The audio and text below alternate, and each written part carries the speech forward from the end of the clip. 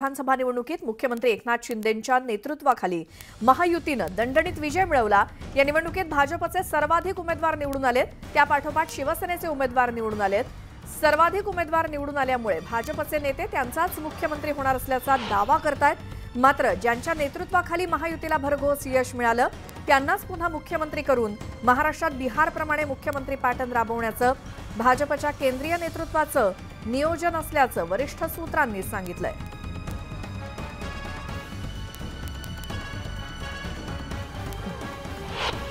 ह्या निवडणुका माननीय मुख्यमंत्री एकनाथ शिंदे साहेब यांच्या नेतृत्वाखाली लढल्या गेल्या। एकनाथ शिंदे साहेब त्यांच्यासोबत उपमुख्यमंत्री देवेंद्र फडणवीस, अजित दादा यांनी ह्या सर्व योजना लोकांपर्यंत पोहोचवण्याचं काम केलं। माननीय मुख्यमंत्री एकनाथ शिंदे साहेब यांचा पुढाकार त्याच्यामध्ये होता। लोकांमध्ये ते मिसळले, रात्रंदिवस मेहनत घेतली आणि एक महाराष्ट्राचा चेहरा म्हणून त्यांनी काम पाहिलं। त्यामुळे बिहार पॅटर्न आणि हरियाणा पॅटर्न या पद्धतीने माननीय मुख्यमंत्री एकनाथ शिंदे साहेब यांना मुख्यमंत्री करावं असं एक पक्षाचा प्रामाणिक कार्यकर्ता म्हणून मला वाटतं। खरं म्हणायला गेलं आम्ही सांगितलं त्या पद्धतीने की बाबा आमच्या तिन्ही नेत्यांनी एक विषय करून जो मुख्यमंत्री होईल, आमचं मत आहे की शिंदे साहेब झालं पाहिजे, परंतु ते नेते देतील तो मुख्यमंत्री आम्हाला स्वीकारावा।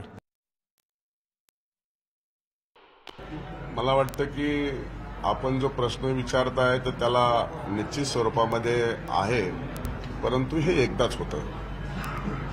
बिहार पॅटर्न एकदाच झाला। बिहार पॅटर्न आता पुन्हा पुन्हा बिहार पॅटर्न जर झाला तर त्याच्या संदर्भामध्ये वरिष्ठ नेते विचार करतील। शेवटी 132-33 जागा आल्याच्या नंतर भारतीय जनता पार्टी आणि महायुतीच्या घटक पक्षातले वरिष्ठ नेते त्याच्यावरती चर्चा करतील। मला वाटतं अंतिमता निर्णय राज्यामध्ये होईल आणि तसा फॉर्म्युला आमच्याकडून दिल्लीकडून देखील विचारणा केली जाईल आणि त्या संदर्भात पुढील प्रक्रिया पूर्ण होईल। तर मुख्यमंत्री पदासाठी महाराष्ट्रात नेमका कुठला पॅटर्न असणार आहे जाणून घेऊयात आमचे प्रतिनिधी उदय जाधव यांच्याकडून। उदय, कोणकोणते पॅटर्न चर्चेत आहेत आणि ते काय आहेत? श्वेता, आपण पाहिलेलं की विधानसभा निवडणुकीमध्ये महायुतीने भरघोस असं मतदान आणि उमेदवार जे ते निवडून आलेले आहेत। हे उमेदवार ज्यांच्या चेहऱ्यावरती निवडून आले ते म्हणजे मुख्यमंत्री एकनाथ शिंदे। कारण मुख्यमंत्री एकनाथ शिंदे यांनी ज्या प्रकारे प्रचाराची संपूर्ण सूत्र जे आहेत आपल्या हाती घेतली होती आणि मुख्यमंत्री एकनाथ शिंदे यांच्या नेतृत्वाखाली ही संपूर्ण निवडणूक जी आहे ती लढवली गेली होती, त्यामुळे हे जे यश मिळालेलं आहे ते मुख्यमंत्री एकनाथ शिंदे यांच्यामुळे मिळालेलं आहे।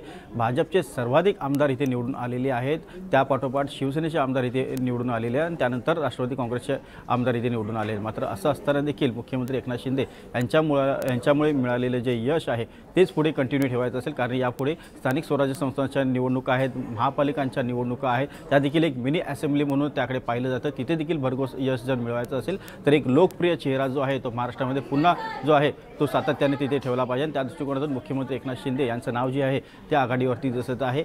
बिहार पॅटर्न आणि हरियाणा पॅटर्न यांची जी पुनरावृत्ती आहे त्या संदर्भात बोललं जात आहे। भाजपने या संदर्भात जे स्पष्टपणे केले आहे की बिहारमध्ये नितीश कुमार यांचा चेहरा जो सर्वाधिक लोकप्रिय आहे, त्यांच्या नेतृत्वाखाली निवडणूक लढवल्या गेल्या, जिंकल्या देखील गेल्या आणि पुन्हा एकदा मुख्यमंत्री एकनाथ शिंदे मुख्यमंत्री म्हणून नितीश कुमार यांचं नाव जे आहे ते पुढे आणण्यात आलं होतं, त्यांना देखील मुख्यमंत्री बनवण्यात आलं। अगदी त्याचप्रमाणे महाराष्ट्रात देखील हा पॅटर्न जो आहे तो राबवण्यात येणार असल्याची माहिती जी आहे ती वरिष्ठ सूत्रांकडून मिळते आहे आणि त्याच दृष्टिकोनातून मुख्यमंत्री एकनाथ शिंदे यांचं नाव सध्या मुख्यमंत्री पदासाठी आघाडीवरती असल्याचं सांगितलं जात आहे। आणि एकूणच जर आपण संपूर्ण रणनीती पाहिली तर मुख्यमंत्री एकनाथ शिंदे यांनी ज्या लोकप्रिय योजना महाराष्ट्रामध्ये राबवल्या त्यांची योग्य ती अंमलबजावणी केली। शासन आपल्या दारी असेल, त्याचबरोबर मुख्यमंत्री लाडकी बहीण योजना असेल, या दोन्ही योजनांद्वारे जवळपास 8 कोटी जनतेपर्यंत थेट सरकार जे आहे ते पोहोचलेलं आहे। महाराष्ट्राची जी एकूण लोकसंख्या आहे ती 12.5 कोटीपर्यंत आहे, त्यापैकी निम्म्यापेक्षा अधिक लोकांपर्यंत शासन जे आहे ते थेट पोहोचलं होतं आणि त्याचाच मोठा परिणाम जो आहे तो या महाविजयामध्ये झालेला आहे। आणि या महाविजयाचे शिल्पकार मुख्यमंत्री एकनाथ शिंदे आहेत आणि त्याचमुळे मुख्यमंत्री एकनाथ शिंदे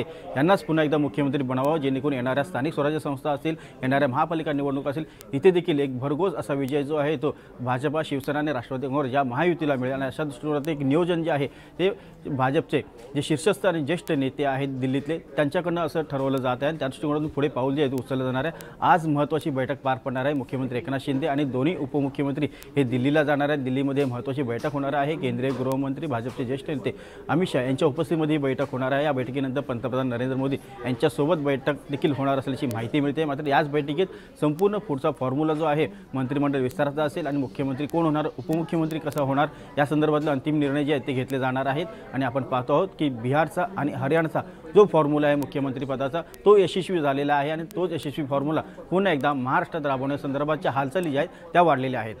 उदय, धन्यवाद या सगळ्या माहितीसाठी।